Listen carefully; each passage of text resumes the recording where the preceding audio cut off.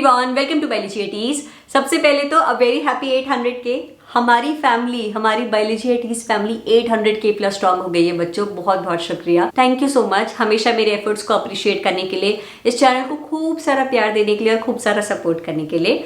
बच्चों, CUET 2023 के application forms release हो गए हैं। आप लोग 12 मार्च 2023 तक इन एप्लीकेशन फॉर्म्स को फिल कर सकते हैं। CUET के रिगार्डिंग एक डिटेल वीडियो मैंने ऑलरेडी अपने चैनल पर अपलोड कर दी है कि ये एग्जाम है क्या, इस एग्जाम को देकर किस चीज के लिए आप एलिजिबल हो जाएंगे, इसका पैटर्न क्या है, इसका सिलेबस क्या है, सब चीजें बताते हुए ऑलरेडी एक डिटेल एक्सप्लेनेटरी वीडियो मेरे चैनल पर अपलोडेड है। अगर अभी तक आप लोगों ने वीडियो नहीं देखी है तो इस वीडियो के डिस्क्रिप्शन बॉक्स में प्लस पिन्ड कमेंट सेक्शन में मैं आप लोगों को CUET 2023 डिटेल एक्सप्लेनेटरी वीडियो का लिंक प्रोवाइड करा दूंगी। एक बार उस वीडियो को जरूर देखिएगा। आज के वीडियो में लाइव बैठते हुए मैं आप लोगों के सामने CUET 2023 का फॉर्म फिल करने वाली हूं, ताकि जब आप लोग ये फॉर्म फिल करने बैठे किसी भी ऑप्शन को लेकर आप कंफ्यूज ना हो और कोई भी ऑप्शन की वजह से रुक कर आप लोगों का फॉर्म फिल करने में कोई दिक्कत ना आए। ठीक है, जिससे पहले हम फॉर्म फिलिंग की प्रोसेस शुरू करें बच्चे, 3 चीजों का ध्यान रखना।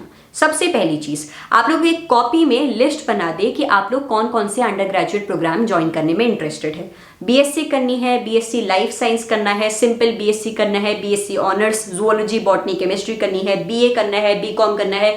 जो जो कोर्सेज करने में आप इंटरेस्टेड हैं कि इनमें से कोई भी कोर्स मिल जाए मेरे लिए अच्छा रहेगा, उसकी एक लिस्ट बना दे। दूसरी, आप किन किन यूनिवर्सिटीज में इंटरेस्टेड हैं, जैसे कि HNB गढ़वाल यूनिवर्सिटी से कोई कोर्स करना है, यूनिवर्सिटी ऑफ दिल्ली से करना है, अलीगढ़ मुस्लिम यूनिवर्सिटी से करना है, BHU से करना है, GNU से करना है। जिन जिन सेंट्रल यूनिवर्सिटीज में आप इंटरेस्टेड हैं उन सभी यूनिवर्सिटीज की आप एक लिस्ट बना दें। सबसे पहली चीज, before opening this CUET 2023 application form, make sure you have a list of all the courses and all the universities you are interested in।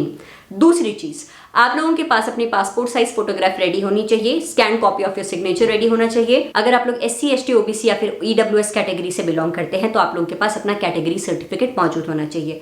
बच्चों, अगर आप लोग EWS या फिर OBC कैटेगरी से हैं तो आप लोगों का कैटेगरी सर्टिफिकेट अप्रैल 2022 या फिर उसके बाद का बना हुआ होना चाहिए। अगर आप लोगों का कैटेगरी सर्टिफिकेट अप्रैल 2022 से पहले का बना हुआ है तो आप लोग फॉर्म फिल करते हुए एक अंडरटेकिंग का फॉर्म अपलोड कर सकते हैं कि अभी मेरे पास कैटेगरी सर्टिफिकेट अवेलेबल नहीं है, लेकिन जब काउंसलिंग होगी CUET की तब मैं अपना कैटेगरी सर्टिफिकेट प्रोवाइड करा दूंगा। सारी कैटेगरीज का अंडरटेकिंग फॉर्म आपको CUET के इंफॉर्मेशन बुलेटिन में पेज नंबर 40 से लेकर पेज नंबर 44 के बीच में मिल जाएगा। आप जिस भी कैटेगरी से बिलोंग करते हैं उस पेज का प्रिंट आउट निकालिए, उस पेज को फिल करिए, अंडरटेकिंग फॉर्म को फिल करिए, उसकी फोटो क्लिक करिए। जिस रेंज में उस फोटो को अपलोड करने के लिए कहा हुआ है उस अंडरटेकिंग के फॉर्म की फोटो आप लोग अपलोड कर सकते हैं। SC और ST कैटेगरी के लिए नहीं मेंशन किया हुआ है कि आपका कैटेगरी सर्टिफिकेट अप्रैल 2022 के बाद का होना चाहिए या फिर नहीं, तो आप लोग अपना पुराना कैटेगरी सर्टिफिकेट भी अपलोड कर सकते हैं, लेकिन मेक श्योर कि वो 4-5 साल पुराना भी ना हो। एक वैलिडिटी होती है हर कैटेगरी सर्टिफिकेट की, आप देख लें कि आपका कैटेगरी सर्टिफिकेट कब तक वैलिड है। ठीक है, चलिए ये 2 चीजें हो गई। पहला, list of all the courses and universities. दूसरा, आप लोगों की passport size photograph, signature, category certificate. अगर आप लोग PWBD कैटेगरी से हैं तो उस चीज का भी सर्टिफिकेट आपके पास मौजूद होना चाहिए। तीसरी और लास्ट चीज जो आपको ध्यान में रखनी है, आप लोग CUET के पेपर में मैक्सिमम 10 सब्जेक्ट्स चूज कर सकते हैं। वो सब्जेक्ट्स कौन से हैं, कहीं पर भी किसी भी YouTube वीडियो में जाकर मत ढूंढिए। जब आप लोग फॉर्म फिल कर रहे होंगे बच्चों, जब आप लोग अपनी यूनिवर्सिटी और कोर्स सेलेक्ट करोगे, ये दोनों चीजें सेलेक्ट करने के बाद आप लोगों के सामने खुद स्क्रीन पर शो हो जाएगा कि इस कोर्स को इस यूनिवर्सिटी से करने के लिए आप लोगों को CUET का पेपर इन पर्टिकुलर सब्जेक्ट्स में देना होगा। तो शुरुआत करते हैं CUET 2023 application form filling process की। सबसे पहले CUET की ऑफिशियल वेबसाइट cuet.samarth.ac.in पर आप आएंगे। आपके सामने होम पेज ओपन होगा। अगर लेफ्ट साइड दिया हुआ लिंक आप ओपन करते हैं बच्चों तो NTA द्वारा रिलीज हुआ हुआ पब्लिक नोटिस आप सभी के सामने ओपन हो जाएगा, जहां पर CUET के रजिस्ट्रेशन फॉर्म फिलिंग की डेट मेंशन करी हुई है। 9 फरवरी से लेकर 12 मार्च 2023 तक आप लोग फॉर्म फिल कर सकते हैं। 21 मई से लेकर 31 मई तक आप लोगों का पेपर होने वाला है। पेपर पैटर्न के बारे में बताया हुआ है कि 3 सेक्शंस में पेपर होगा। हर एक सेक्शन का पेपर डिफरेंट डे में होगा। Paper pattern regarding video already मैंने अपने चैनल पर अपलोड करी हुई है, आप लोग चेक कर सकते हैं। डोमेन सब्जेक्ट्स क्या क्या हैं, लैंग्वेज सब्जेक्ट्स में आप लोगों को कौन कौन सी लैंग्वेजेस चूज करने का मौका मिलेगा, ये सारी बेसिक डिटेल्स आप लोगों को दी हुई है। जब आप लोग ये पब्लिक नोटिस रीड कर ले उसके बाद आप लोग इस लिंक को बंद कर सकते हैं और वापस से CUET के होम पेज पर आप लोग आ जाएंगे। रजिस्टर पर टैप करिए। इन्फॉर्मेशन बुलेटिन अभी तक नहीं पड़ी है तो इन्फॉर्मेशन बुलेटिन डाउनलोड करिए और इन्फॉर्मेशन बुलेटिन में दी हुई सारी डिटेल्स को ध्यान से पढ़िएगा। क्या फीस होने वाली है CUET के फॉर्म फिल करने की, ये भी क्लियरली मेंशन किया हुआ है। अगर CUET का पेपर आप लोग 3 सब्जेक्ट्स के लिए देते हैं तो रिस्पेक्टिव कास्ट के लिए ये फीस होने वाली है। 7 सब्जेक्ट्स 10 सब्जेक्ट्स आप लोगों को बताया हुआ है मैंने पिछले वीडियोस में भी कि सीयूईटी का पेपर आप मैक्सिमम 10 सब्जेक्ट्स में दे सकते हैं बच्चों। एक बार डिटेल्स रीड कर ली, उसके बाद आप प्रोसीड करिए। बारी आती है सबसे पहले अपनी पर्सनल डिटेल्स फिल करने की। याद रखिएगा आपकी क्लास 10th की मार्कशीट में जो आपकी डिटेल्स है वही डिटेल्स आपको फिल करनी है। काफी बच्चे कहते हैं कि दी मेरी 10th की मार्कशीट में जो मेरा नाम या मेरे पापा का नाम है वो मेरी क्लास 12th की मार्कशीट से डिफरेंट है। 10th की डिटेल्स फिल करो, जो तुम्हारी क्लास 10 मार्कशीट में डिटेल्स है वो आप फिल करिएगा। मैं फास्ट फॉरवर्ड करके बता रही हूँ बच्चों ताकि आप लोगों का टाइम वेस्ट ना हो। अगर आप लोग इस वीडियो को देखते हुए फॉर्म फिल कर रहे हैं तो यहाँ पर मेरी वीडियो पॉज करते हुए पहले अपनी बेसिक डिटेल्स आप लोग फिल कर दें। गार्जियन का नाम फिल करना कंपलसरी नहीं है, आप मदर्स नेम, फादर्स नेम, अपना एड्रेस, डेट ऑफ बर्थ, ये सारी बेसिक डिटेल्स फिल कर लीजिएगा, ठीक है। ईमेल आईडी और मोबाइल नंबर वही फिल करना जो कि एक्टिव है। एक ऐसा मोबाइल नंबर जहां पर मैसेजेस आते हैं, इनकमिंग आउटगोइंग अलाउड है। मेल आईडी वही यूज करना जिसका पासवर्ड आपको याद है। अच्छा, जब आपको सीयूईटी का पासवर्ड पूछे तो आप लोग मिनिमम 8 कैरेक्टर्स का पासवर्ड सेलेक्ट करेंगे, जहां पर एक कैपिटल लेटर, एक स्मॉल लेटर, एक न्यूमेरिक वैल्यू और एक स्पेसिफिक कैरेक्टर होगा। एक सिक्योरिटी क्वेश्चन आपको मांगेगा, कोई भी आप सेलेक्ट कर सकते हैं। सिक्योरिटी पिन ये ब्लू कलर का है बच्चे, 3368 जो मेरा है ये मेरा सिक्योरिटी पिन है, मैंने एंटर किया। Now I will submit this form. Personal details check करिए, अगर आप लोगों को लगता है सही है तो आप लोग सबमिट करिए। अगर लगता है एडिट करने की जरूरत है तो एडिट रजिस्ट्रेशन डिटेल लिखा हुआ है, आप वापस से एडिट कर सकते हैं। मैंने सबमिट कर दिया है। मेरे मोबाइल नंबर पर ओटीपी आ गया होगा, मैंने फिल कर लिया है और वापस से सबमिट कर लिया है। मेरा रजिस्ट्रेशन का पहला स्टेप कंप्लीट चुका है। अब मैं एप्लीकेशन फॉर्म और भरूंगी और लास्ट में मुझे फी पे करनी होगी। तो चलिए मैं टैप करती हूँ कंटिन्यू एप्लीकेशन फॉर्म पर। अब जैसे ही आप इस पर टैप करेंगे आप लोगों के सामने सीयूईटी फॉर्म फिलिंग का सेकेंड पेज ओपन हो जाएगा, जहां पर कुछ डिटेल्स जो मैंने ऑलरेडी फिल करी हुई हैं वो शो हो रही है, लेकिन कुछ डिटेल्स अब मुझे फिल करनी बाकी है। नेशनैलिटी में मैंने इंडियन सेलेक्ट किया, मैंने अपनी कैटेगरी सेलेक्ट करी। बच्चे मैं जनरल कैटेगरी से हूं तो मैंने जनरल सेलेक्ट किया। अगर आप SC ST या OBC कैटेगरी से हैं आप लोग अपनी कैटेगरी सेलेक्ट करिए। Mother's qualification, father's qualification, mother's name, father's name, ये सारी बेसिक डिटेल्स आप लोग फिल करेंगे।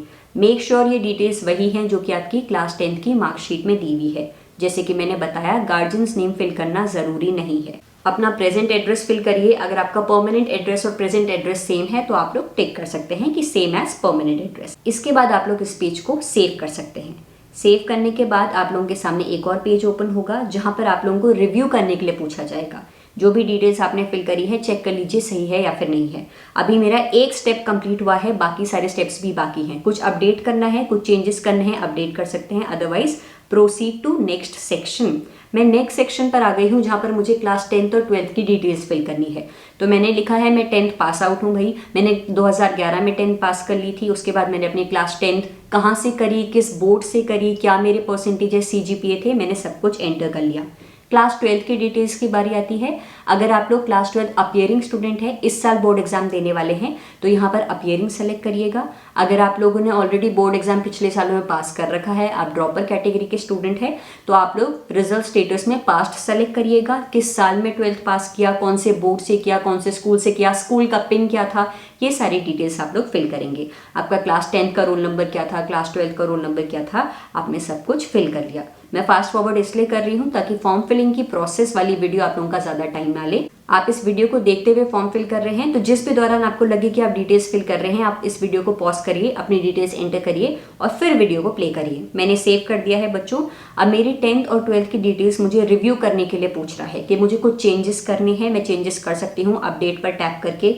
चेंजेस नहीं करने हैं तो मैं आगे बढ़ सकती हूँ। ठीक है, मैं प्रोसीड कर लेती हूँ। इसके बाद अब मुझे पूछ रहा है कि मुझे CUET का एग्जाम किस सिटी में देना है। ये CUET का एग्जाम ऑनलाइन मोड में होगा, लेकिन आप घर से अपने कंप्यूटर पे एग्जाम नहीं देंगे। आपको एग्जामिनेशन सेंटर में जाकर वहां पर कंप्यूटर प्रोवाइड कराया जाएगा जहां पर आप एग्जाम देंगे। मैंने अपनी स्टेट सेलेक्ट करी, अपनी सिटी प्रेफरेंस सेलेक्ट करी। ये वाला सेक्शन मेरा कंप्लीट हो चुका है। Now I will proceed to next section. चलिए अब फिल करते हैं कि मैं किस यूनिवर्सिटी के किस कोर्स को ज्वाइन करने की सोच रही हूँ। वीडियो की शुरुआत में ही मैंने बता दिया था आपके पास ऑलरेडी एक लिस्ट रेडी होनी चाहिए ताकि यहाँ पर आप समय ना गवाए कि कौन सी यूनिवर्सिटी से कौन सा कोर्स किया जाए। मैं सबसे पहले सेलेक्ट करती हूँ बच्चे कि मुझे यूनिवर्सिटी ऑफ दिल्ली से BSc ऑनर्स जूलॉजी करना है। तो मैंने यूनिवर्सिटी सेलेक्ट करी, कोर्स सेलेक्ट किया, ऐड कर लिया। मेरी स्क्रीन में क्लियरली शो हो जाएगा कि यूनिवर्सिटी ऑफ दिल्ली से BSc ऑनर्स जूलॉजी करने के लिए मुझे CUET के पेपर में फिजिक्स, केमिस्ट्री, बायोलॉजी और किसी एक लैंग्वेज का पेपर देना होगा। यानी कि मैं 2 सेक्शन का पेपर दे रही होंगी। एक होगा सेक्शन 1 लैंग्वेज और दूसरे दिन मेरे डोमेन सब्जेक्ट में फिजिक्स, केमिस्ट्री, बायोलॉजी मुझे पूछा जाएगा। ठीक है, मैंने ये ऐड कर लिया है। आपको दिल्ली यूनिवर्सिटी के बारे में और डिटेल में पढ़ना है तो इस लिंक पे टैप करिए। आपके सामने दिल्ली यूनिवर्सिटी के सारे कोर्सेज के क्या CUET में अप्लाई करने का एलिजिबिलिटी क्राइटेरिया है, सब कुछ मेंशन किया होगा। उसी तरीके से जिस भी यूनिवर्सिटी में आप अप्लाई करने की सोचे उसके सामने आपके पास लिंक आ जाएगा, जिसको ओपन करके आप उस यूनिवर्सिटी का एलिजिबिलिटी क्राइटेरिया चेक कर सकते हैं। मुझे कुछ और कोर्सेज में अप्लाई करना है तो मैं अपडेट प्रोग्राम फॉर्म पर जाऊंगी बच्चों। इसके बाद मैं वापस से कह रही हूँ कि मुझे यूनिवर्सिटी ऑफ दिल्ली से ही एक और कोर्स करना है, तो मैं सेलेक्ट करूंगी यूनिवर्सिटी का नाम, यूनिवर्सिटी ऑफ दिल्ली। अब मुझे कोर्स सेलेक्ट करने के लिए बोल रहा है तो मैं कह रही हूँ मुझे BSc ऑनर्स बायोलॉजिकल साइंस करनी है। मैंने जैसे ही ऐड किया मुझे एलिजिबिलिटी क्राइटेरिया शो हो जाएगा कि दिल्ली यूनिवर्सिटी से BSc ऑनर्स बायोलॉजी करने के लिए मुझे ये पर्टिकुलर सब्जेक्ट्स चाहिए। फिर मुझे कोई और यूनिवर्सिटी भी सेलेक्ट करनी है, वापस अपडेट प्रोग्राम फॉर्म किया। अब मैंने सेलेक्ट किया है कि मुझे बनारस हिंदू यूनिवर्सिटी से BSc ऑनर्स बायोलॉजी करनी है, तो मैंने इस कोर्स को ऐड कर लिया। अब देखो यहाँ पर BHU से BSc ऑनर्स बायोलॉजी करने के लिए फिजिक्स, केमिस्ट्री और बायोलॉजी मांग रहा है, लेकिन लैंग्वेज सब्जेक्ट नहीं मांग रहा है। लेकिन क्योंकि मैंने दिल्ली यूनिवर्सिटी के लिए भी अप्लाई किया हुआ है और वहां पर फिजिक्स, केमिस्ट्री, बायोलॉजी के अलावा लैंग्वेज सब्जेक्ट भी मांग रहा है, तो इसलिए मुझे लैंग्वेज का पेपर तो देना ही पड़ेगा। वापस से अपडेट करती हूँ और एक और यूनिवर्सिटी चूज करके आपको बताती हूँ। मेरी स्टेट में जो सेंट्रल यूनिवर्सिटी है HNB गढ़वाल यूनिवर्सिटी, वो मैंने सेलेक्ट करी और यहाँ से मैं सोच रही हूँ कि मैं BSc ऑनर्स लाइफ साइंस करूंगी। जैसे ही मैंने इस ऑप्शन को ऐड किया, HNB यूनिवर्सिटी से लाइफ साइंसेस करने के लिए मुझे केमिस्ट्री, बायोलॉजी और फिजिक्स चाहिए, इंग्लिश नहीं चाहिए। लेकिन मुझे CUET में इंग्लिश देना पड़ेगा क्योंकि मैंने ऑप्शन में यूनिवर्सिटी ऑफ दिल्ली भी फिल किया है और वो इंग्लिश मांग रहा है। तो देखो बच्चों, आप लोगों को दिख गया होगा जितने भी यूनिवर्सिटीज में आप अप्लाई कर रहे हैं उनमें, जैसे मैंने जिन यूनिवर्सिटीज में अप्लाई किया उनके लिए एलिजिबल होने के लिए मुझे फिजिक्स, केमिस्ट्री, बायोलॉजी का पेपर देना होगा और इंग्लिश का पेपर 1-2 यूनिवर्सिटीज मांग रही है, तो मुझे इंग्लिश का पेपर देना ही पड़ेगा। तो आप लोग सारी यूनिवर्सिटीज और कोर्सेज फिल करने के बाद देखिए कि कौन से कॉमन सब्जेक्ट्स हैं जो कि हर यूनिवर्सिटी का पेपर मांग रहा है और कौन सा एक ऐसा सब्जेक्ट है जो कि एक ही दुखी यूनिवर्सिटी में ही चलेगा। जब आपने अपनी यूनिवर्सिटी और कोर्स सेलेक्ट कर दिया है, अब आप अपने सब्जेक्ट्स फिल करने लग जाइए। आप लोगों को पता चल गया है ना कि CUET का पेपर कौन कौन से सब्जेक्ट्स में देना है। मैंने लिख दिया भाई कि मुझे इंग्लिश देनी पड़ेगी, यूनिवर्सिटी ऑफ दिल्ली का क्राइटेरिया है। फिर मुझे फिजिक्स, केमिस्ट्री और बायोलॉजी देना पड़ेगा। BHU, HNB, university of Delhi, तीनों यूनिवर्सिटीज ने इस सब्जेक्ट की डिमांड करी है, तो मैंने फिल कर दिया। किस लैंग्वेज में मैं ये पेपर देना चाह रही हूँ वो भी मैंने फिल कर दिया। यानी कि मैं CUET का पेपर 4 सब्जेक्ट्स में दे रही हूँ बच्चों, language, physics, chemistry and biology. बाकी सारे सब्जेक्ट्स में मैं नहीं दे रही हूँ तो मैं नॉट एप्लीकेबल मार्क कर दूंगी। अब मैं इस पेज को सेव कर रही हूँ। मेरे पास एक और पेज ओपन हो गया जहां पर मुझे रिव्यू करने के लिए मांग रहा है जो भी मैंने डिटेल्स फिल करी हैं। अगर मुझे लग रहा है मुझे इसमें कुछ भी चेंजेस करने हैं तो मैं चेंजेस कर सकती हूँ। अगर मुझे लग रहा है मुझे कुछ चेंजेस नहीं करने हैं तो मैं चेंजेस नहीं करूंगी। आप CUET का पेपर मैक्सिमम 10 सब्जेक्ट्स चूज करते हुए दे सकते हैं। मुझे जिन जिन यूनिवर्सिटीज में इंटरेस्ट था उसके अकॉर्डिंग मुझे सिर्फ 4 सब्जेक्ट्स का ही पेपर देना है। एक लैंग्वेज का पेपर देना है और फिजिक्स, केमिस्ट्री, बायोलॉजी मेरा डोमेन सब्जेक्ट्स होंगे। इसके बाद बारी आती है डॉक्यूमेंट्स अपलोड करने की। मैंने पहले ही बता दिया है आपको आपकी पासपोर्ट साइज फोटोग्राफ चाहिए होगी, सिग्नेचर चाहिए होगा। अगर आप किसी पर्टिकुलर कैटेगरी से बिलोंग करते हैं, SC, ST या OBC, आपको कैटेगरी सर्टिफिकेट भी अपलोड करने के लिए मांगेगा। मेक श्योर जो साइज इन्होंने प्रोवाइड कराया हुआ है उसी साइज की रेंज में आप लोगों के डॉक्यूमेंट्स हो। मैंने सबमिट कर दिया, मुझे वापस रिव्यू करने के लिए मांग रहा है। मैंने कहा ठीक है, मैंने जो भी सबमिट किया है सारी डिटेल्स करेक्ट है, मैंने वेरीफाई कर दी है।